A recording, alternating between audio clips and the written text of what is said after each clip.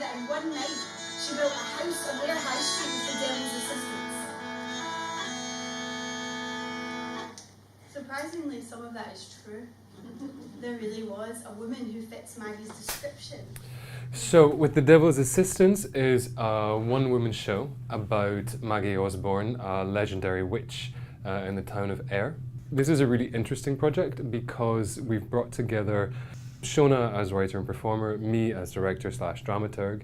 We also are working with an anthropologist who's researching the historical background of the play, the real Maggie Osborne or Maggie Osbornes, and with an architect who's designing the show, but specifically with an eye to being able to tour it very, very easily, to maybe even to the extent of having a kind of unpackable performance space that we take with us on tour. So it's this weaving together of a lot of different strands and the input of several different people that makes it a really, I think, fascinating project to work on, but also a really rich project to participate in as an audience member.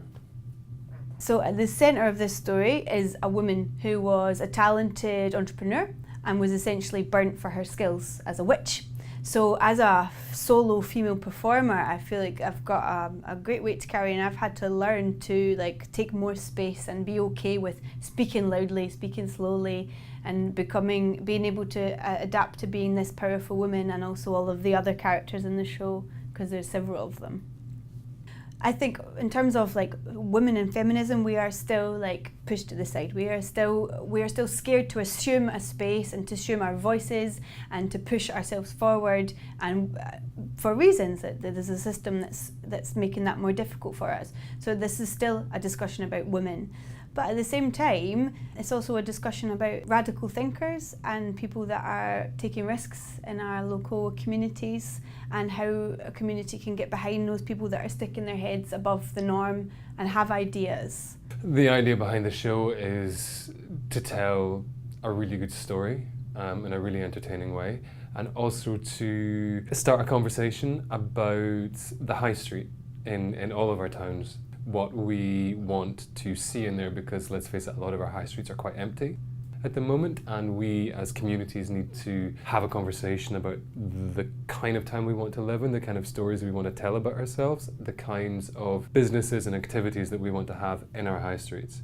And with the Devil's Assistance, as well as telling the story of this fascinating woman, is very much about that conversation.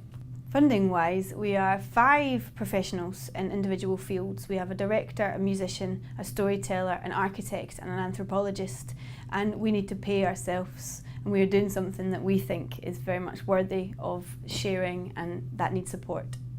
What we would really like to do is design this production specifically so that it can be toured to small and rural venues, to make it as mobile as possible. The support that we'd be looking for would be specifically that, to help us tour. So it would be material, equipment, potentially lights, sound equipment, etc. Anything that is going to help us take this to as many places, as many people as possible, because this is about the town, it's about the high street, and those are the spaces that we want to take it to.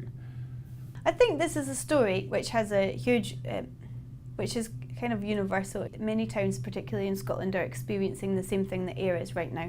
The high street's struggling, there's people pushing against that. But at the same time, this is specific to Ayr, and I think it's quite nice to wave a flag of our town. And we're all from Ayr, and I think that's really important too.